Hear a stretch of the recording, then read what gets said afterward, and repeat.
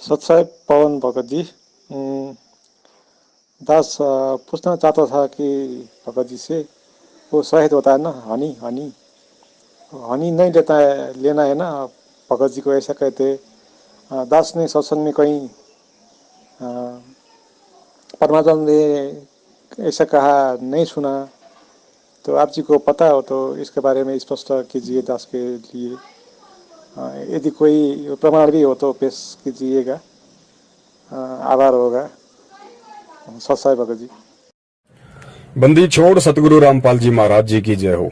सतसाई भगत जी, बड़े भैया, हमने अब शहद जिसे हनी कहते हैं, हमने अब उसका प्रयोग नहीं करना, क्योंकि अब हम सतगुरु रामपाल जी महाराज जी की शरण में हैं। हम उनके शिष्य हो चुके हैं और सतगुरु रामपाल जी महाराज जी यानी उस पूर्ण परमेश्वर कबीर साहिब जी ने इस पृथ्वी पे आके और अब हमें अपना यह तत्व ज्ञान दे दिया है। परमात्मा ने हमें यह समझा दिया है कि बच्चों, इस ब्रह्मांड में जितनी भी आत्माएं हैं, चाहे वो सूक्ष्म जीव हों या चाहे हाथी जैसे विशालकाय जीव हों, सबके सब उस परमपिता परमेश्वर जी की आत्मा है। और जब हमें आत्मज्ञान हो जाता है और परमात्म ज्ञान हो जाता है, उसके बाद में हमने किसी भी आत्मा को जो है दुखी नहीं करना है, हमने उसको परेशान नहीं करना है। और ये जो शहद है भगत जी, ये शहद आप सब जानते हो अच्छी तरीके से कि मधुमक्खियों को किस कदर परेशान करके, क्योंकि उनके ऊपर धुआं वगैरह लगाया जाता है, किसी प्रकार के केमिकल का छिड़काव किया जाता है, बहुत सारी बेचारी मर जाती हैं, बेहोश हो जाती हैं, अंधी हो जाती हैं। भगत जी, हमने किसी भी उस वस्तु का प्रयोग नहीं करना जो परमेश्वर ने इस जीव को आज्ञा ना दी हो। कहने का मतलब है, जब परमेश्वर ने सृष्टि रचना की तो परमात्मा ने 6 दिन में सृष्टि रची, 7वें दिन तख्त पे जा विराजे और परमेश्वर ने एक विधान बना दिया कि मैंने इंसानों के खाने के लिए, पीने के लिए कौन कौन सी वस्तुओं को मैंने आज्ञा दी है, कौन कौन सी वस्तुएं मैंने निषेध की हैं। तो भगत जी, हमने उनका प्रयोग नहीं करना है और तभी हम भगत बनेंगे, तभी हम उस परमात्मा को हम प्राप्त कर पाएंगे। और शहद का वैसे भी हमारे जीवन में कोई विशेष कोई महत्व नहीं है भगत जी, तो शहद का प्रयोग हमने नहीं करना है। अर्थात हमने हर उस वस्तु का प्रयोग नहीं करना है जिससे जीव को परेशान किया जाता हो या जीव की हत्या की जाती हो। जिस प्रकार गुरुदेव ने चमड़े के जूते, चमड़े के बेल्ट, चमड़े के कोट वगैरह पहनने से परमात्मा ने मना किया है, जिनको लेदर का कहते हैं, क्योंकि ये जीवों को तड़पा तड़पा के मारा जाता है, उनकी खाल उतारी जाती है जीवित की, उसके बाद ये बनाया जाता है। तो भगत जी, हम उस वस्तु का प्रयोग नहीं कर सकते जो वस्तु हमारे ही भाई बहनों को तड़पा तड़पा कर मार कर या उनको अंधा करके, उनको धुआं से उनको अंधा करके, इस तरीके से प्रताड़ित करके और फिर हमारे लिए मार्केट में व्यापार के रूप में पेश की जाती है। हमने उस चीज का बिल्कुल भी प्रयोग नहीं करना है। यहाँ चींटी से लेके हाथी तक सब हमारे भाई बहन हैं, हम सब एक ही परमात्मा के बच्चे हैं। तो अब हमने धीरे धीरे इन चीजों को समझना पड़ेगा परमेश्वर के ज्ञान आधार से। देखो भगत जी, दुनिया इन चीजों का मजाक बनाएगी कि देखो शहद खाने के लिए भी मना करते हैं, लेकिन दुनिया भगत जी अध्यात्म से अनजान है, तत्व ज्ञान से अपरिचित है। हमने दुनिया को देख के नहीं चलना। दुनिया को देखा देखी में तो हम 84 लाख योनियां भोगते भोगते अनंत युग हो गए। अब हमने उस परमात्मा को देखकर चलना है, परमात्मा के विधान पे चलना है, क्योंकि हमने अपना मोक्ष करवाना है। तो हमने भगत जी शहद का बिल्कुल भी भूलकर भी प्रयोग नहीं करना है। दूसरा, आपने कहा कि जैसे किसी दवा के रूप में, भगत जी आप परमेश्वर की आप शरण में हैं और यकीन करना, जो आत्मा परमात्मा की शरण में है उस आत्मा को भगत जी, जब परमात्मा ने जिन जिन वस्तुओं के लिए वर्जित कर रखा है, अगर आप उस चीज का प्रयोग भी करोगे किसी दवाई के रूप में भी, तो भी परमात्मा आपको लाभ नहीं देगा। तो हमने सर्वप्रथम तो परमात्मा ने हमें जो भक्ति दे दी, सत भक्ति, और सत भक्ति को यदि मर्यादा में रहकर विश्वास के साथ करेंगे भगत जी, चेहरे पे फुंसी भी नहीं हो सकती है। और अगर किसी को सत भक्ति करते करते भी आपत्ति आती है, दुख आते हैं, तो भगत जी कहीं न कहीं उसका जो विश्वास है वो परमात्मा पे अभी पूर्णतया नहीं है। वो परमात्मा को अभी तक समझ नहीं पाया है, धरती पे परमात्मा को नहीं देख रहा। आज भी वो कबीर को परमात्मा मानकर उसे सतलोक में देख रहा है और संत रामपाल जी महाराज जी को केवल अपना गुरु या एक संत रूप में देखता है। तो तब तक उस आत्मा को भगत जी अपने कर्मों का जो भोग है वो मिलता ही रहेगा, जब तक वो ये अपनी आत्मा से, अपने हृदय से स्वीकार नहीं कर लेगा कि धरती पे सतगुरु रामपाल जी महाराज जी के रूप में पूर्ण परमात्मा कबीर साहब मौजूद हैं। और सबसे बड़ी जो दवाई है, मेडिसिन है, वो परमात्मा ने हमको इस सतभक्ति दी है। ये मंत्र हमारी सबसे बड़ी मेडिसिन है। मंत्र के बाद में परमात्मा ने रोजाना हमें चरणामृत लेने के लिए दिया है। हमें जो प्रसाद दिया जाता है वो हमें रोजाना लेना है। बहुत सारे भगत भाई क्या करते हैं, जब कोई सर्दी जुकाम खांसी होती है तो उसको यूज में करते हैं। नहीं बड़े भाई, सुबह सुबह जब हम परमात्मा को दंडवत करते हैं या सुबह का नित्य नियम करते हैं, उसके बाद में हमें रोजाना चरणामृत लेना है, रोजाना परमात्मा का थोड़ा थोड़ा प्रसाद लेना है। ये हमारी रोजाना की खुराक है भगत जी, क्योंकि ये शब्द शक्ति से परिपूर्ण है और इनका जब हम सेवन करेंगे तो निश्चित तौर पर परमात्मा हमें यहाँ की जो बीमारियां हैं उनसे भी हमें परमात्मा राहत देगा। तो जब हम भक्ति को सही विधि से करेंगे, सुचारू रूप से करेंगे, तो भगत जी हमें भारी किसी दवाई को खाने की जरूरत ही नहीं पड़ेगी, हमें किसी डॉक्टर की सलाह की जरूरत ही नहीं पड़ेगी भगत जी। और जब तक इस जीव को जरूरत पड़ रही है, क्योंकि भगत जी परमेश्वर कहते हैं दास गरीब तबीब सतगुरु, बंदी छोड़ दयाल है। दास गरीब तबीब, तबीब यानी डॉक्टर और सतगुरु यानी वो परमात्मा। गरीबदास जी महाराज कह रहे हैं कि भाई सबसे बड़ा डॉक्टर तो पूर्ण परमात्मा कबीर साहब है। तो भगत जी यदि हम सबसे बड़े डॉक्टर की शरण में हैं और उसके बाद भी हम पे कोई आपत्ति है तो जरूर हमारी नालायकी है, हमारे अंदर वो विश्वास की कमी है, दृढ़ता की कमी है, हम पहचान नहीं पा रहे उस परमात्मा को। और उसके बावजूद भी परमात्मा ने हमें इतनी मेडिसिन दे रखी है, हमें पीने के लिए चरणामृत दे रखा है, हमें खाने के लिए परमात्मा ने प्रसाद रूप में टैबलेट दे रखी है और जपने के लिए परमेश्वर ने मंत्र दे रखा है। फिर भी यदि जीव पे आपत्ति आती है तो निश्चित तौर पर यही माना जाएगा कि अभी तक वो ये अपने हृदय से स्वीकार नहीं कर पाया है कि धरती पे परमात्मा है। और एक बार आप अटल होके देखो, अडिग होके देखो। आश्रम में एक बार एक माई परमात्मा के पास गई जब परमेश्वर आशीर्वाद दे रहे थे, तो माई ने कहा कि गुरुजी बेटे को काला सांप खा गया खेत में, और वो बेटे को वहीं लेके खड़ी हुई थी, छोटा था, उसका पोता था। तो गुरुदेव ने कहा कि नालायक इसको यहाँ क्यों लेके आई है, डॉक्टर के लेके जा, बता तू भी कितनी भोली है, यहाँ क्यों लेके आई। तो माई ने कहा कि परमात्मा गुरुदेव आपसे बड़ा डॉक्टर कौन है, मैं तो आपके पास ले आई सीधा। तो गुरुदेव ने कहा कि बेटी कितने दिन हो गए सांप खाए हुए।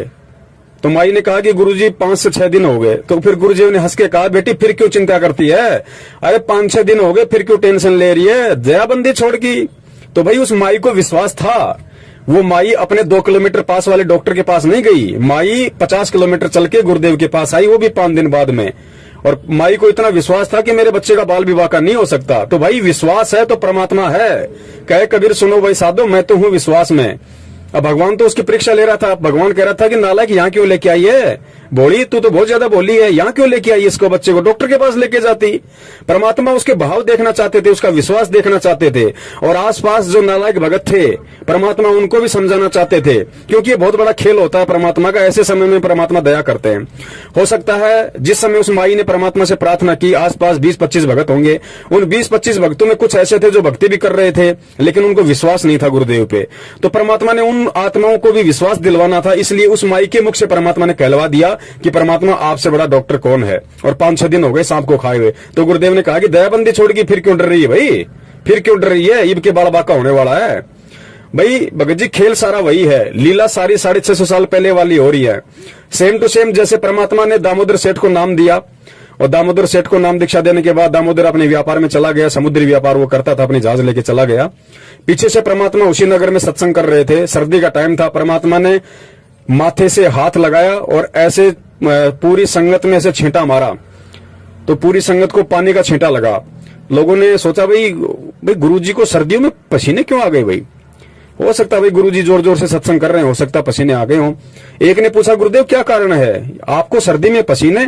तो परमात्मा ने कहा भाई पसीने नहीं है बेटा, वो जो दामोदर सेठ था ना 15-20 दिन पहले नाम दीक्षा लेके गया था, बोले हाँ जी भाई, वो अपने व्यापार के सिलसिले से अपनी जहाज लेके कहीं बाहर गया हुआ है और रास्ते में बहुत बड़ा कोई समुद्री तूफान आ गया भाई, उसकी जहाज डूब रही थी, मैं जहाज बचा के आया हूं। तो बहुत सारे नालायक भगत थे, वो मन ही मन हंसने लगे कि भाई गुरुजी भी बहुत बड़े बड़े गपोड़ पेलते हैं, बहुत बड़ी बड़ी झूठ बोलते हैं गुरुजी भी। बताओ हमारे सामने बैठे और कह रहे हैं मैं दामोदर का जहाज बचा के आया हूं। तो परमात्मा को पता था इनके मन में दोष आ गया है। और फिर कुछ दिनों बाद जब परमात्मा वहीं पे सत्संग कर रहे थे, वो सारे भगत बैठे हुए थे और बाहर से जय जयकार होती आई, जय जयकार होती आई। सेठ लोग दामोदर को अपने कंधे पे बैठा के ला रहे थे, जो उस जहाज में थे, सबकी जान बची थी। आए तो परमात्मा ने कहा भाई देखो बाहर शोर शराबा किस चीज का हो रहा है। तो बाहर देखा तो कहा गुरुजी दामोदर सेठ है, नगर के सेठ लोग आ रहे हैं, आओ भाई आण दो उनको। सब अंदर आए। भाई क्या हुआ, वो सब बोले जय हो मेरे कबीर भगवान की, जय हो मेरे कबीर परमात्मा की। तो गुरुदेव ने कहा भाई क्या हुआ, बैठो। तो कहा कि उन सेठों ने कहा कि महाराज आपकी दया हो परमात्मा, हमें नाम दो। भगवान हमारा तो जहाज डूब रहा था, अगर आप नहीं होते, अगर इस दामोदर ने अगर आपका अगर सुमरण ना किया होता, आपको याद नहीं किया होता, आप ना आते परमात्मा, हम तो सब डूब के मरने वाले थे। और परमात्मा हमें आपने उस दिन आपने हमारी जहाज डूबने से बचाई। तो वो जितने भी भगत जो वहां पे बैठे हुए थे, जो उस दिन कह रहे थे, सोच रहे थे कि गुरुजी भी गपोड़ पेलते, हमारे सामने बैठे, जहाज कहां से बचाएंगे, उन सब के पसीने आ गए उसी सर्दी में। और गुरुदेव ने उनकी तरफ देखा तो नीचे गर्दन हो गई उनकी। तो पुण्यात्मा ऐसे ही परमात्मा खेल खेलता है। अंतर्यामी गुरुदेव को पहले पता था कि माई के बेटे को सांप खाने वाला है। परमात्मा ने उसके बच्चे की रक्षा की। परमात्मा ने ही माई को ज्ञान दे के विश्वास पैदा किया, और उसी माई से मुंह से परमात्मा ने आश्रम में ये बात कहलवा दी। और आसपास में जो भगत खड़े होंगे उनको भी परमात्मा ने संदेशा दे दिया कि नालायकों, जब तक भक्ति और भगवान पे विश्वास नहीं करोगे, अपने गुरु को परमात्मा नहीं मानोगे, परमात्मा 100 कोस दूर है तुम्हारे। तो बड़े भाई, भगवान पे विश्वास रखो, परमात्मा पे विश्वास रखो। हमने शहद का बिल्कुल भी प्रयोग नहीं करना है, क्योंकि ये परमेश्वर की जो आत्माएं होती हैं, मधुमक्खियां, उनको परेशान करके शहद को लोग अपने व्यापार के लिए इस्तेमाल करते हैं। तो हमने बिल्कुल भी इस चीज का इस्तेमाल नहीं करना है। और जब हम परमात्मा के वचन पे चलेंगे भगत जी, तो परमेश्वर क्या हमारे से दूर है? अरे जो लाभ हमें शहद से मिलना है, उसे 50 गुना लाभ परमात्मा एक पानी की बूंद में दे देगा, पानी की बूंद में। और अगर विश्वास है तो भगत जी, चरणामृत, चरणा अमृत किसे कहते हैं? उस परमेश्वर के चरणों का अमृत। अरे भैया, जिस देवता लोग के अमृत को पीकर देव लोग समझते हैं कि हम अमर हो गए, हम मर नहीं सकते, अरे उससे अरबों खरबों गुना पाक पवित्र है ये चरणामृत जो हमारे घर में रखा हुआ है, सतगुरु रामपाल जी महाराज जी का दिया हुआ। लेकिन हमें विश्वास नहीं है। शहद की क्या औकात है उस चरणामृत के आगे? वो तो अरबों खरबों गुणा नीचे है शहद उस चरणामृत से। लेकिन हमें विश्वास नहीं है, जिस कारण से वो शहद हमारे ऊपर काम कर रहा है और चरणामृत हमारे ऊपर काम नहीं कर रहा। तो बड़े भाई, जिस दिन विश्वास हो जाएगा तो परमात्मा ने हमारे घर में हॉस्पिटल खोल रखा है, घर में। बस हमें केवल उस परमात्मा को पहचानने की जरूरत है, विश्वास करने की जरूरत है। बंदी छोड़ सतगुरु रामपाल जी महाराज की जय हो। सत साहिब। बोलो सतगुरुदेव की जय हो।